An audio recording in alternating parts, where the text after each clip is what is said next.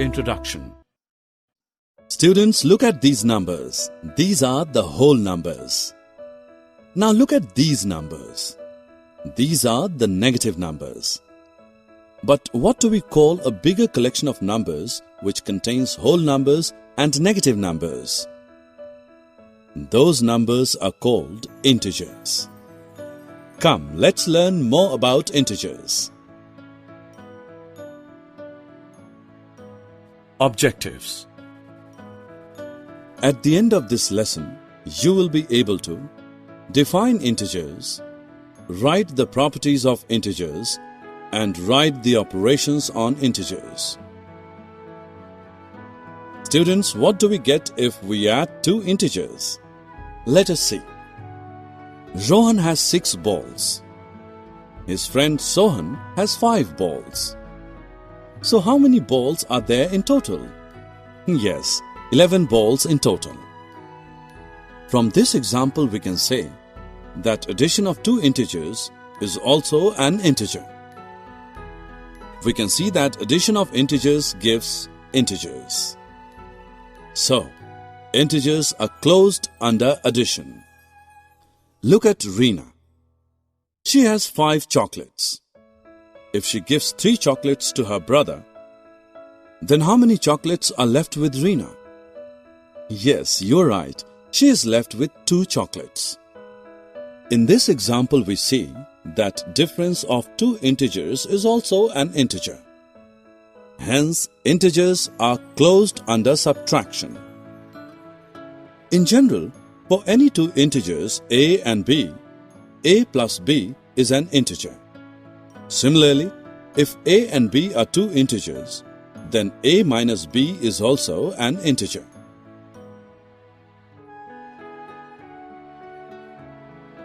Let's now move towards another property, that is commutative property. This is a 10 rupee note. If we add one coin of 2 rupees in it, we will get 12 rupees. Now take a coin of 2 rupee and add one note of 10 rupee in it. Again, we will get 12 rupees. Or we can write it as 10 plus 2 is equal to 12. And 2 plus 10 equals 12. In both the cases, we get the same answer. This means the integers can be added in any manner. Hence, addition is commutative for integers. In general, for any two integers a and b, we can say a plus b is equal to b plus a.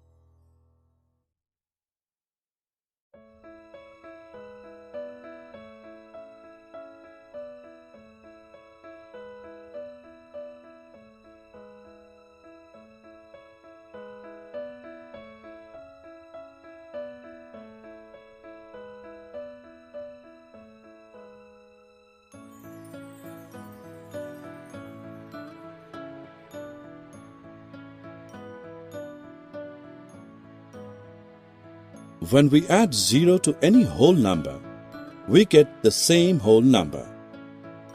0 is an additive identity for whole numbers.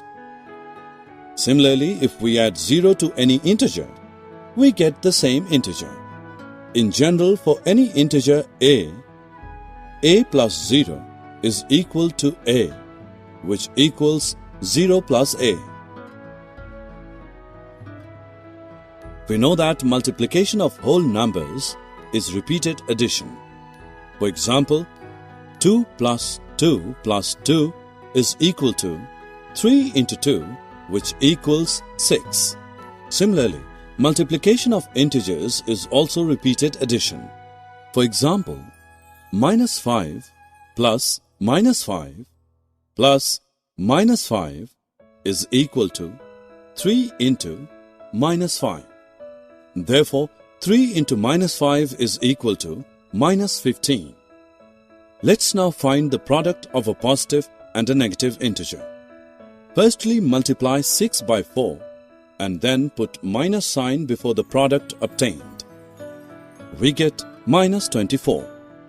Similarly, 5 into minus 4 is equal to minus 5 into 4, which equals minus 20. The product of two negative integers is a positive integer. We multiply the two negative integers as whole numbers.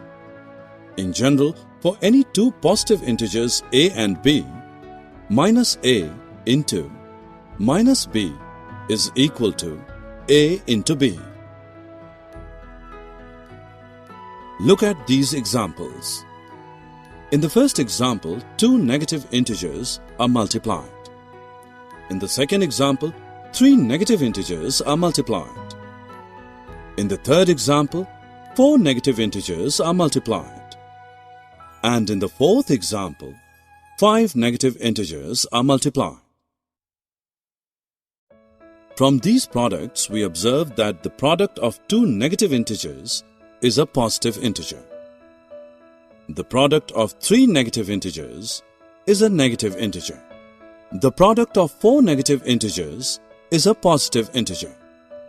We can see that in first and third examples, the number of negative integers that are multiplied are even, 2 and 4 respectively, and the product obtained in 1 and 3 are positive integers. And the number of negative integers that are multiplied in 2 and 4 are odd, and the products obtained in 2 and 4 are negative integers.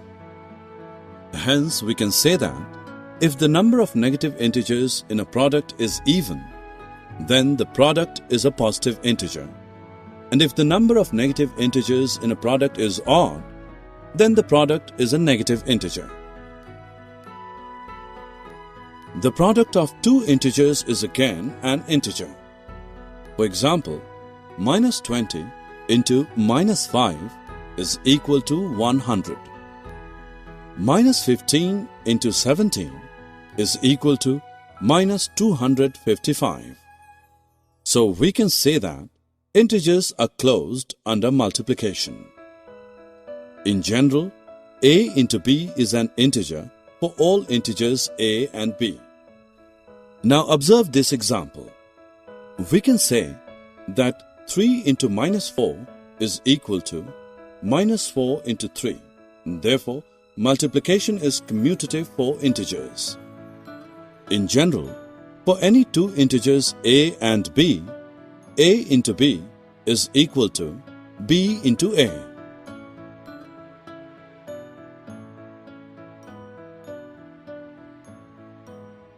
The product of a negative integer and 0 is 0.